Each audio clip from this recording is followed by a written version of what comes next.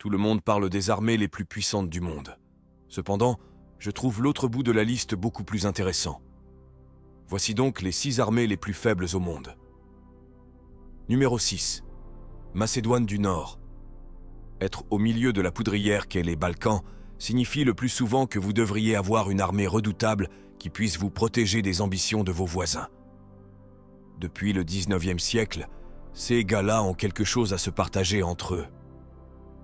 Chaque pays revendique des parties de ses voisins, et malheureusement pour eux, la Macédoine du Nord est au milieu de cette marmite bouillonnante.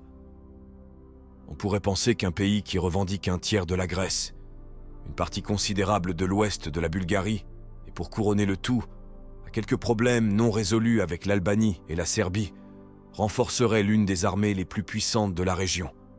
Hélas, non seulement ils ont de loin la force militaire la plus faible de la région, mais aussi l'une des armées les plus faibles du monde entier. Pour être honnête, la géographie n'a pas été trop favorable à la Macédoine du Nord en premier lieu. Pour commencer, le pays n'a pas de port et est entièrement enclavé. De plus, il a l'une des plus petites populations d'Europe, avec seulement 2,1 millions de citoyens. Parmi eux, seuls 782 000 sont aptes au service. Bon, ce n'est pas si mal. Si la Macédoine du Nord avait les moyens de les approvisionner et de les préparer au combat. Cependant, comme la plupart des anciens pays communistes, la Macédoine du Nord a un énorme problème de corruption qui rogne une grosse part du budget de la défense déjà maigre. Ainsi, la Macédoine du Nord ne peut soutenir que 6 850 soldats actifs. En parlant du budget de la défense, le pays a consacré un peu plus de 220 000 $. Et ce n'est pas seulement le budget de la défense. Le budget de la défense est seulement de 192 millions de $. En contraste, un seul bombardier B-2 Spirit coûte 2 milliards de $. Leur budget militaire équivaut à 30 chars Abrams M1. Coïncidence, ils n'ont en fait que 31 chars, dont 19 sont opérationnels. En 2001, la Bulgarie a donné 10 de ces chars à la Macédoine du Nord pendant l'incursion albanaise. Et ce ne sont pas seulement les chars qui sont opérationnels. Ce sont les chars qui sont utilisés pour soutenir l'ennemi. Cependant, presque tout l'équipement nord-macédonien est de l'équipement soviétique ancien. Et ce ne sont pas seulement les chars qui sont utilisés pour soutenir l'ennemi. Cependant, presque tout l'équipement nord-macédonien est de l'équipement soviétique ancien. Et ce ne sont pas seulement les chars qui sont utilisés pour soutenir l'ennemi. Cependant, presque tout l'équipement nord-macédonien est de l'équipement soviétique ancien, dont la plupart sont à peine fonctionnels. Ainsi, ils n'ont que des chars T-72A qui se sont avérés très inefficaces lors de la guerre russo-ukrainienne. Pourtant, ils disposent de véhicules blindés plus modernes en provenance de Grèce, d'Allemagne et des États-Unis, mais tous sont encore obsolètes et dans un état douteux. En ce qui concerne la force aérienne, les capacités nord-macédoniennes sont, disons, limitées. Ils n'ont aucun avion de chasse, aucun avion d'attaque et aucun transporteur. Vous pourriez penser qu'ils n'ont en fait aucune force aérienne du tout, mais ce n'est pas vrai. La Macédoine du Nord dispose de 10 avions d'entraînement, dont 6 sont actifs, et de 10 hélicoptères de transport, dont également 6 sont actifs. Donc, c'est un mensonge sacré que les grands descendants d'Alexandre le Grand, comme ils se proclament fièrement, n'ont pas de force aérienne. Malheureusement, ils ne comptent que 350 personnes, donc oui, pas trop intimidant. Comment la Macédoine du Nord peut-elle même exister? Eh bien, c'est l'équilibre des pouvoirs. Tout le monde parmi ses voisins, sauf le Kosovo, aimerait bien croquer dans leur territoire. Ainsi, si quelqu'un ose essayer, les autres sauteront immédiatement pour l'arrêter. Donc, si la Bulgarie ou l'Albanie essaient quelque chose, la Serbie et la Grèce interviendront, et vice-versa. Comme vous pouvez l'imaginer, ce n'est pas la meilleure solution pour une nation. Donc le gouvernement de la Macédoine du Nord a pris une mesure audacieuse en rejoignant l'OTAN en 2020. Aujourd'hui, le pays de 2 millions d'habitants compte environ 60% de l'économie mondiale et environ 7 millions de soldats défendant son territoire. De plus, 3 de ses 5 voisins font également partie de l'Alliance. Donc, le pays est bien protégé. Malgré une armée qui est à un décor de murs de briques près d'être un accessoire de stand-up comédie, En regardant la Macédoine du Nord et ses défenseurs, ils ne pourront rien y faire. Donc, ils vont devoir se battre pour cela. Mais si vous regardez le budget de l'Alliance, on pourrait penser qu'un pays riche n'aurait jamais de tels problèmes. Eh bien, vous allez avoir une surprise. Numéro 5. Luxembourg. Être un État tampon aide certainement à la sécurité, car le Luxembourg est niché entre deux des plus grandes superpuissances européennes, la France et l'Allemagne. Pourtant, le petit pays enclavé n'a pas la main-d'œuvre nécessaire pour rivaliser. Avec l'une des populations les plus petites au monde, son armée ne pourrait pas rivaliser en nombre de soldats dans le pays. Même si tous les 90 000 aptes au service étaient appelés sous les drapeaux, bien qu'il puisse sembler inutile de garder une armée à ce stade, le Luxembourg se vante fièrement d'une force active de 1000 personnes. Pourquoi? C'est à qui le tour de deviner. De plus, le pays n'a aucun char, aucune artillerie et seulement 180 véhicules militaires. En tant que pays enclavé, ils n'ont pas de marine et n'ont pas assez d'espace pour construire une véritable force aérienne opérationnelle. Ainsi, le pays doit construire une base aérienne. Alors, il manque d'une force aérienne. Sans parler du fait qu'il manque de toute ressource stratégique. Heureusement pour eux, cependant, l'Europe occidentale a abandonné son passé barbare et l'indépendance du Luxembourg n'est pas en danger. De plus, même si ce n'était pas le cas, la France et l'Allemagne chercheraient probablement à éviter une autre guerre mondiale pour un morceau de terre sans valeur stratégique. Alors, avec le manque de personnel, d'équipement, de forces aériennes et même de bases, pourquoi le Luxembourg alloue-t-il autant de ses ressources au pays? Eh bien, c'est une question de combien ils en ont. Par exemple, l'armée du pays dispose d'un budget annuel de 460 millions de dollars pour la défense. C'est plus que la Macédoine du Nord, malgré beaucoup moins de personnel et d'équipement. Eh bien, je suppose que les 1000 personnes en service sont très bien payées. Et quel travail confortable c'est. Pourtant, avec cette force militaire modeste, le Luxembourg se vante toujours d'avoir une armée bien plus redoutable que ceux qui arrivent ensuite. Numéro 4. Panama. C'est assez injuste de parler de la faiblesse de l'armée du Panama, car ils n'en ont pratiquement pas. Oui, la principale force du Panama a été dissoute en 1990, après que les États-Unis ont envahi et destitué le général Noriega avec l'aide d'unités paramilitaires locales et de groupes rebelles dirigés par le lieutenant-colonel Moses Quirol de Vera. Le coup d'État sanglant contre Noriega a réussi et la force de défense du Panama a été dissoute. À sa place, le Panama a institué une nouvelle forme de défense beaucoup plus axée sur les affaires intérieures que sur l'extérieur. Ainsi, ils disposent en réalité d'une unité paramilitaire de 27 000 personnes qui se charge de protéger les infrastructures critiques contre les insurgés. De plus, ils ont une petite mais efficace force aérienne sans capacité d'attaque, principalement utilisée pour les opérations de secours.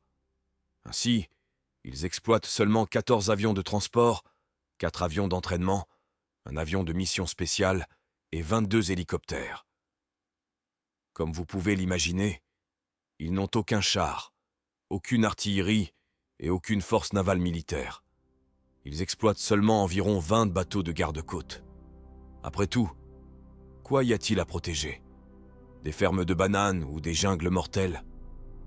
Pas le prix le plus lucratif pour une invasion à grande échelle. Cependant, le Panama dispose d'une infrastructure appétissante que certains de ses voisins pourraient vouloir s'approprier. Le canal de Panama, par exemple, est l'une des routes commerciales les plus importantes au monde. Cette connexion rapide entre l'Atlantique et le Pacifique peut être un véritable atout et un coup de pouce économique pour quiconque le possède. Donc, naturellement, les États-Unis se sont assurés d'avoir la part du lion de cette infrastructure, car ils l'ont saisie lors de l'intervention de 1990 et ont oublié de partir. Cependant, ce n'est pas la seule chose qui protège le Panama de ses voisins. La nature elle-même le fait plutôt bien. Du nord, il borde le Costa Rica, qui a également dissous son armée, donc il ne pose aucune menace. Du sud, la Colombie pourrait être un peu plus dangereuse en théorie, car c'est l'une des plus grandes économies d'Amérique du Sud et elle dispose en fait d'une armée redoutable. Cependant, la frontière entre les deux pays est en réalité une jungle impénétrable à travers laquelle rien ne peut passer. Pas de route, de voies ferrées ou même de sentiers entre les deux nations. Donc, pas de blitzkrieg venant du sud de sitôt. De plus, comme nous l'avons appris ces dernières années, de nombreux fonctionnaires gouvernementaux du pays le plus puissant gardent leur argent sale au Panama, car ils sont exonérés d'impôts. Donc, si quelqu'un ose attaquer le Panama, il devra non seulement affronter les 27 troupes paramilitaires, mais probablement une coalition d'environ 190 pays qui s'efforceront de protéger l'argent de leurs dirigeants contre toute capture. Voilà comment vous restez indépendant, en étant la banque sale des ultra-riches. Numéro 3. Suriname. Suriname est un autre exemple parfait d'un pays avec peu de potentiel d'invasion. Pourquoi ? Eh bien, à cause de la nature, bien sûr. Près de 90% de Suriname est recouvert de forêts tropicales intactes, et le monde veut désespérément les maintenir ainsi. De plus, les Pays-Bas protégeront certainement leur ancienne colonie, qui a obtenu son indépendance aussi récemment qu'en 1975. Donc, les Néerlandais ont encore beaucoup trop d'investissements. Une autre question est, quel avenir a eu le pays ? Je me demande. Les Pays-Bas ont été un endroit où ils ont eu une très bonne et bien connue histoire, mais les Néerlandais ont été un endroit où ils ont eu une histoire très bonne et bien connue. Et c'est un endroit qui a été un endroit très bon pour eux. Mais ils ont aussi été un endroit où ils ont eu une très bonne place pour qui était l'endroit où ils ont eu une histoire très bonne et bien connue. Beaucoup investis dans le pays pour le laisser tranquille. Plus important encore, Suriname borde l'UE par le biais de la Guyane française. Et vous pouvez parier que les Français ne prendront pas cela trop gentiment pour avoir une guerre à leurs frontières. Donc oui, Suriname est relativement sûr, ce qui peut expliquer pourquoi son armée présente moins de menaces que le paysage environnant. L'armée du Suriname se compose d'un seul bataillon d'infanterie légère, d'un corps de forces spéciales et d'un corps de police militaire. Au total, environ 1800 personnes sont dédiées à la protection de ceux qui est essentiellement plusieurs villes dans une jungle. Naturellement, ils n'ont aucun char ni aucune artillerie, puisqu'ils ne peuvent pas les opérer en dehors des villes et se vantent d'environ 600 véhicules opérationnels, la plupart étant des camions de transport laissés par les Néerlandais il y a 50 ans. Leur force aérienne est pratiquement inexistante, car ils opèrent de la même manière que les Néerlandais. Ils sont également les seuls à pouvoir opérer seulement 3 hélicoptères de recherche et de sauvetage. On pourrait penser qu'un pays côtier bordant l'océan Atlantique aurait une force navale puissante. Eh bien, si 16 navires de patrouille pratiquement sans armes constituent une force navale puissante, vous avez raison. Naturellement, leur budget de défense reflète leur armée puissante. Avec un budget annuel de 8 millions de dollars, le Suriname dépend pratiquement de ces jungles pour se protéger. Et soyons honnêtes, le Suriname est une armée très forte et puissante. Suriname est un pays très fort, et c'est un endroit très sûr pour vivre.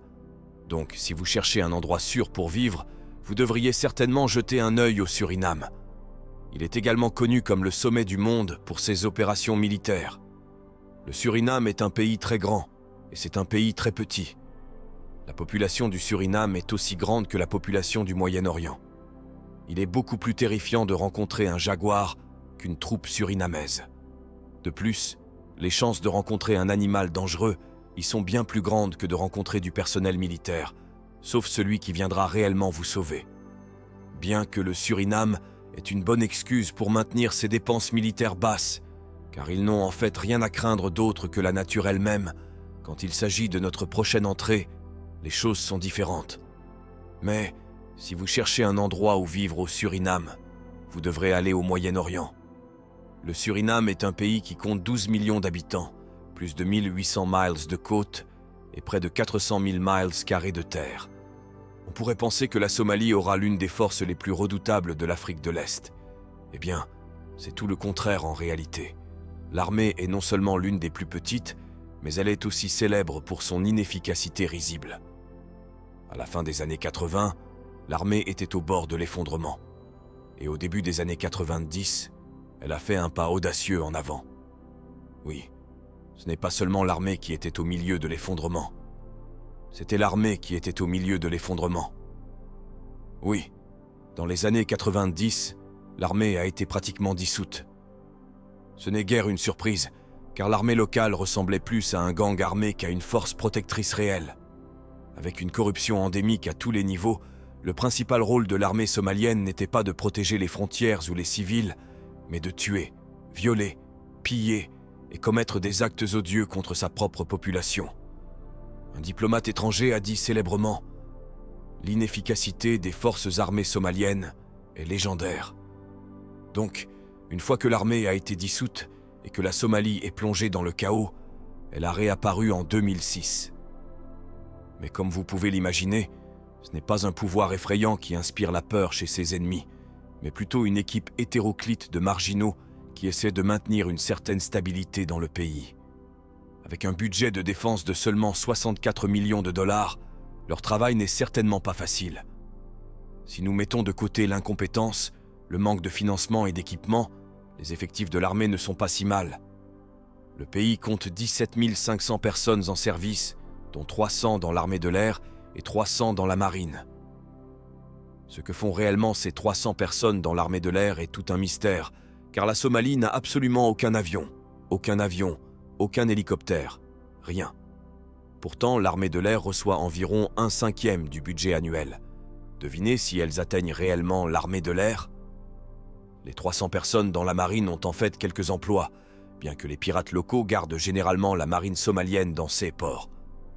Pourtant, ils disposent de 11 navires de patrouille qui opèrent principalement près de la côte, donc les pirates ne les attaqueront pas. Cependant, la plus grande partie de son budget va aux forces terrestres.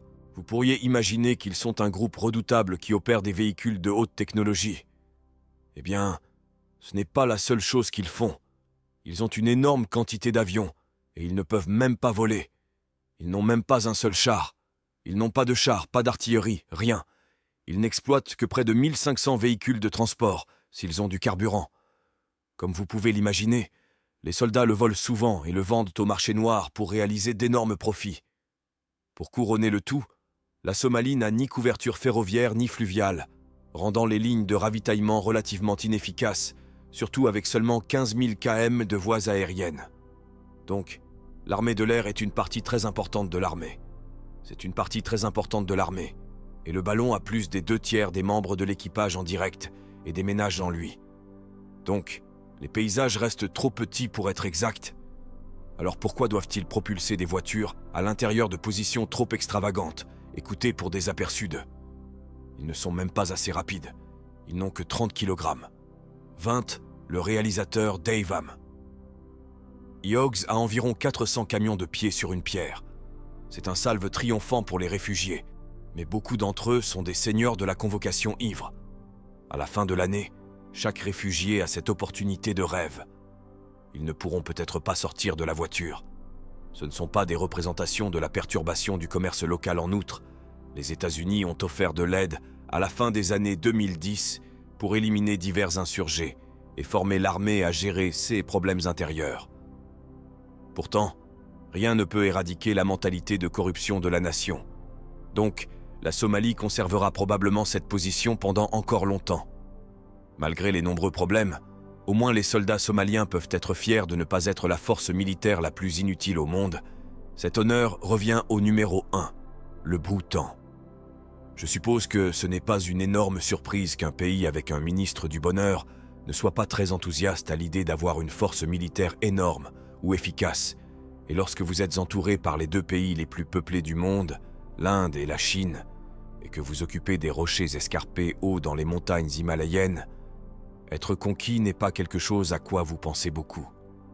De plus, déclencher une guerre nucléaire entre l'Inde et la Chine pour savoir qui contrôle le Bhoutan n'est certainement pas parmi les priorités des 2 pays. Donc, le Bhoutan est en sécurité pour le moment. Eh bien, ils ont dû passer à l'action en 2010 quand un groupe de séparatistes indiens a tenté d'envahir et de prendre le contrôle du pays. L'armée puissante de 5000 personnes a réussi à les repousser avec l'aide massive de l'Inde et de la Chine. Bien sûr, le budget annuel de 29 millions de dollars semble être une dépense légitime. Je me demande quel est le budget du ministère du Bonheur pour 2023. Naturellement, en tant que pays enclavé, le Bhoutan n'a pas de marine, et avec un terrain aussi montagneux, il est difficile d'imaginer construire une véritable piste d'atterrissage. encore moins une base aérienne entière. Donc pas de force aérienne non plus. Et qui en a besoin? Ils n'ont aucune chance contre les forces aériennes de la Chine ou de l'Inde. Donc, ce serait une perte d'argent. Comme vous pouvez l'imaginer, avec de tels terrains, les véhicules blindés comme les chars et l'artillerie ne sont pas tout à fait efficaces. La seule chose qu'ils peuvent faire, c'est déclencher une avalanche. Donc, le Bhoutan n'en stocke aucun. Ils exploitent seulement environ 50 véhicules à des fins de transport. Alors, qu'est-ce qui les protège? Eh bien, le statu quo d'une part, la nature d'autre part, mais surtout, ils n'ont presque aucune valeur stratégique. La seule ressource dont ils disposent en abondance, c'est l'eau. Et s'ils s'abstiennent de construire des barrages de manière indiscriminée, ils ne connaîtront probablement jamais de problème de la part de l'Inde ou de la Chine. Je ne peux pas décider s'il est bon que vous soyez en sécurité parce que personne ne veut votre terre, ou si c'est une insulte à votre pays. Pourtant, avoir une armée comme celle du Bhoutan, c'est probablement mieux de ne pas le découvrir, car une force aussi redoutable peut être renversée en quelques heures seulement par chacune des meilleures unités militaires spéciales au monde. Vous souhaitez en savoir plus sur eux ?